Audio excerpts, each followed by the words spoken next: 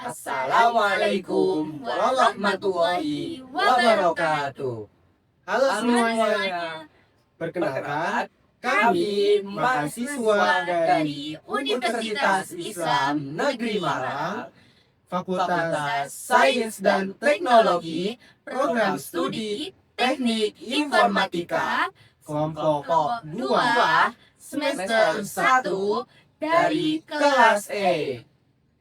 Video ini dibuat untuk menyelesaikan salah satu tugas dari mata kuliah Sejarah Peradaban Islam dengan dosen pengampu Bapak Hifaf Aha Putra, MPDI. Kami dari kelompok 2 yang beranggotakan 3 orang akan menjelaskan tentang masa kepemimpinan Islam setelah Nabi Muhammad SAW wafat, atau lebih dikenal sebagai masa kekhalifahan Khulafaur Rasyidin.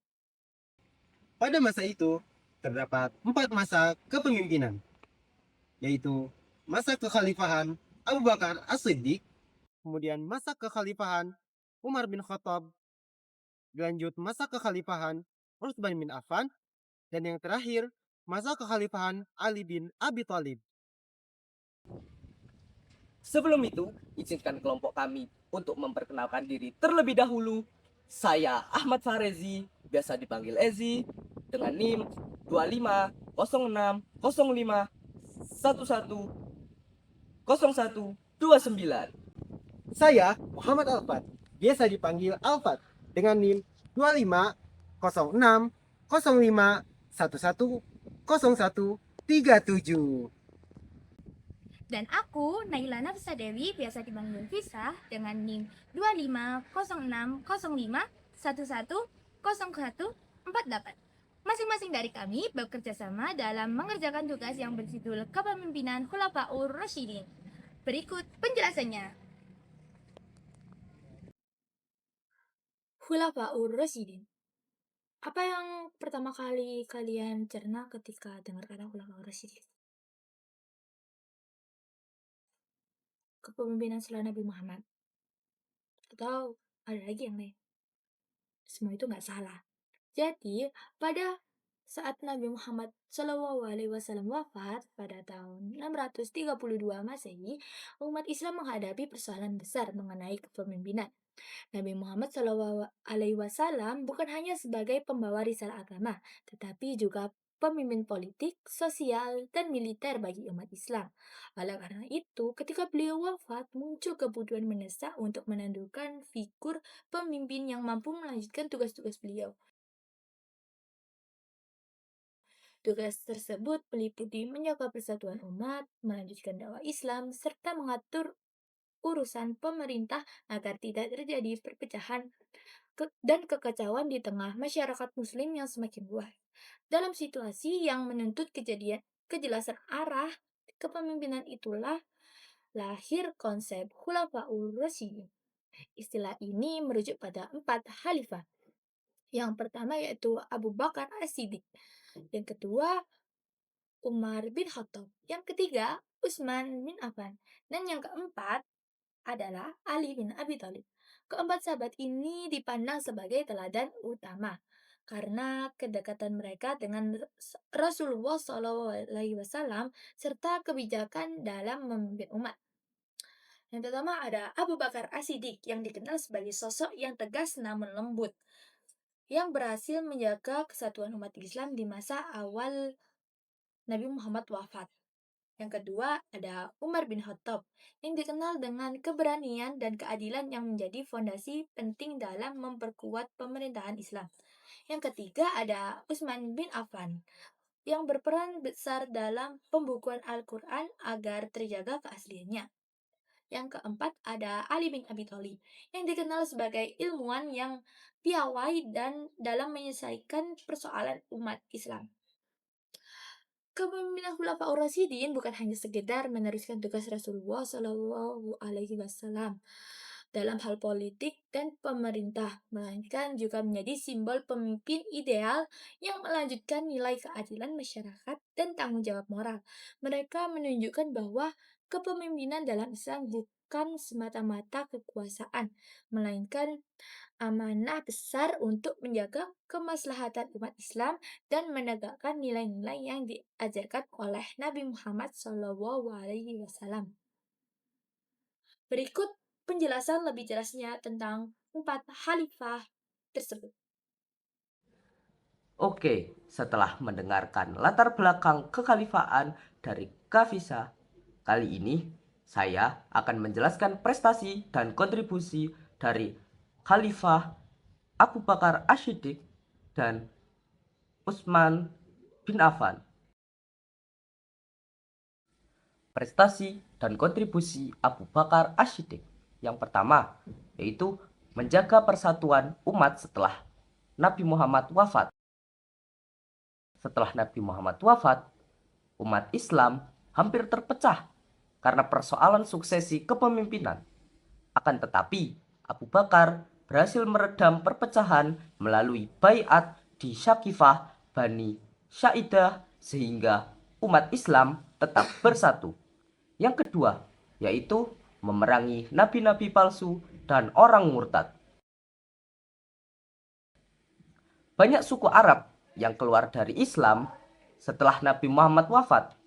Sebagian mengikuti nabi palsu dan Abu Bakar tegas mengirim pasukan untuk memerangi mereka. Perang yang kita kenal adalah perang Ridha, yaitu perang memerangi kaum-kaum murtad dan nabi palsu. Yang ketiga, yaitu menegakkan kewajiban zakat. Setelah Nabi Muhammad wafat, sebagian orang enggan membayar zakat kepada pemerintahan pusat. Tetapi Abu Bakar menegaskan bahwa zakat bukan hanya ibadah, tetapi juga sistem sosial, ekonomi yang wajib ditaati. Yang keempat, yaitu mengumpulkan dan membukukan Al-Quran. Dalam perang Yaman, banyak penghafal Al-Quran yang gugur. Dan dengan atas usulan Umar bin Khattab, Abu Bakar memerintahkan Zaid bin Sabit untuk mengumpulkan para penghafal Al-Quran. Inilah cikal bakal kodifikasi mushaf Al-Quran. Dan yang kelima, yaitu menata administrasi awal pemerintahan Islam. Seperti membentuk sistem berdasarkan pemerintahan pusat di Madinah, mengatur Baitul Mal, dan menetapkan gaji bagi pegawai dan tentara.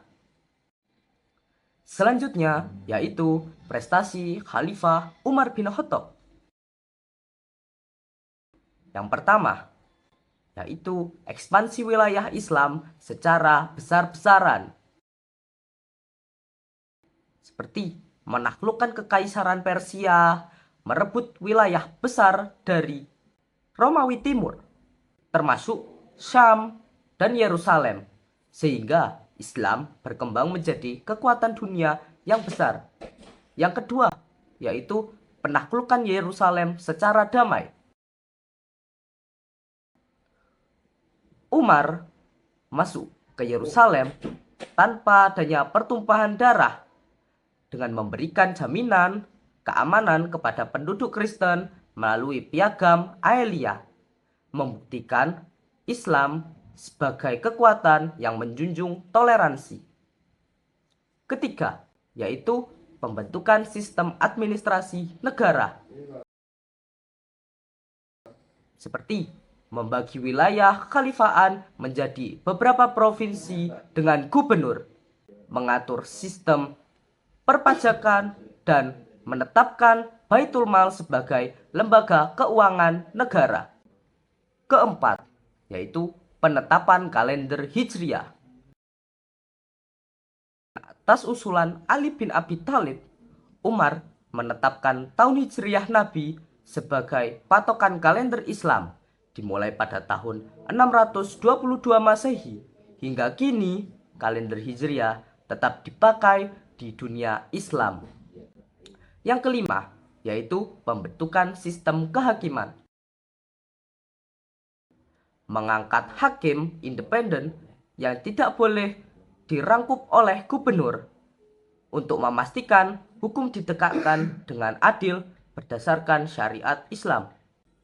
Keenam, inovasi sosial dan ekonomi, seperti membentuk sistem gaji tetap bagi tentara, pejabat, dan rakyat miskin, menetapkan pasar yang teratur dan melarang monopoli, mengatur irigasi, pembangunan, jalan, pos, dan keamanan kota. Ketujuh, atau yang terakhir, ketegasan dalam keadilan. Dikenal sebagai khalifah yang adil dan luhut, tidak segan menghukum penjahat atau keluarganya jika bersalah. Dijuluki dengan Al-Faruq, yang artinya pembeda antara hak dan batil. Setelah masa kepemimpinan Umar bin Khattab, Utsman bin Affan radhiyallahu anhu diangkat menjadi khalifah. Masa kepemimpinannya ditandai dengan berbagai prestasi penting yang berdampak jangka panjang bagi umat Islam. Yang pertama, salah satu prestasi terbesar Utsman radhiyallahu anhu adalah kodifikasi atau pengumpulan mushaf Al-Quran. Beliau menyatukan bacaan Al-Quran dalam satu mushaf standar karena perbedaan qiraat mulai menimbulkan perpecahan. Utsman radhiyallahu anhu memerintahkan penyalinan mushaf berdasarkan dialek Quraisy dan mengirimkannya ke berbagai wilayah Islam. Oleh karena itu, mushaf yang ada sekarang sering disebut sebagai mushaf Utsmani. Yang kedua, prestasinya yaitu beliau melanjutkan ekspansi wilayah Islam hingga wilayah Islam mencakup Afrika Utara, Armenia, Siprus, dan Persia bagian timur. Yang ketiga, Utsman bin Affan radhiyallahu anhu melakukan pembentukan armada laut Islam. Beliau menyadari pentingnya kekuatan maritim untuk menghadapi Bizantium. Armada laut ini dipimpin oleh Gubernur Muawiyah di Syam dan Abdullah bin Sa'ad di Mesir, dan berhasil memenangkan beberapa pertempuran laut penting. Yang keempat, Utsman membangun berbagai infrastruktur yang mendukung kehidupan masyarakat. Beliau memperluas Masjid Nabawi, memberi nama Masjidil Haram, serta membangun jalan, jembatan, pos, dan sistem irigasi yang membantu pertanian. Yang kelima, beliau menerapkan kebijaksanaan administrasi yang lebih terstruktur, termasuk pembagian gaji tentara dan pejabat, pengelolaan Baitul Mal, dan penunjukan gubernur untuk wilayah yang semakin luas. Yang keenam, Utsman dikenal dengan kedermawanan dan perhatian sosialnya. Sebelum menjadi khalifah, beliau sudah terkenal dermawan, seperti menyumbangkan sumur rumah untuk umat Islam dan membiayai sebagian besar pasukan dalam perang. Setelah wafatnya Utsman, kepemimpinan beralih kepada Ali bin Abi Thalib radhiyallahu anhu. Masa kepemimpinannya penuh ujian dan fitnah besar, namun beliau tetap berusaha menjaga persatuan umat, meski menghadapi pemberontakan dan konflik seperti Perang Jamal dan Perang Sifin. Prestasinya beliau radhiyallahu anhu yang pertama diantaranya adalah memiliki langkah strategis dengan memindahkan pusat pemerintahan ke Kufah, yang lebih tepat secara politik dan militer untuk mengendalikan wilayah Islam yang luas. Yang kedua, beliau menekankan keadilan sosial dan ekonomi, memastikan distribusi Baitul Mal merata tanpa membedakan sahabat lama atau muslim yang baru, serta memberikan gaji yang adil kepada rakyat dan pasukan. Yang ketiga, Ali radhiyallahu anhu dikenal sangat tegas dalam penegakan hukum dan keadilan, bahkan kepada lawan politiknya, dan menjadi teladan dalam penerapan hukum Islam. Banyak putusan beliau dijadikan rujukan dalam fikih dan peradilan Islam. Yang keempat, beliau merupakan sumber utama dalam ilmu dan pemikiran fikih. Beliau mengajar banyak sahabat dan tabi'in, serta menjadi dasar berkembangnya ilmu fikih, tasawuf, dan filsafat Islam. Prestasinya yang kelima, yaitu beliau menunjukkan keteladanan dalam zuhud dan kepemimpinan. Meski menjabat sebagai khalifah, beliau hidup sederhana, tidak menyalahgunakan kekuasaan, dan dikenal dengan julukan Asadullah atau singa Allah dan Babul Ilm, yakni gerbang ilmu. Dengan demikian, baik Utsman radhiyallahu anhu maupun Ali bin Abi Thalib radhiyallahu anhu telah memberikan kontribusi besar bagi umat Islam baik dalam bidang keagamaan, sosial, politik, maupun ilmu pengetahuan. Prestasi mereka bukan hanya berdampak pada zamannya, tetapi tetap menjadi inspirasi bagi generasi muslim hingga hari ini.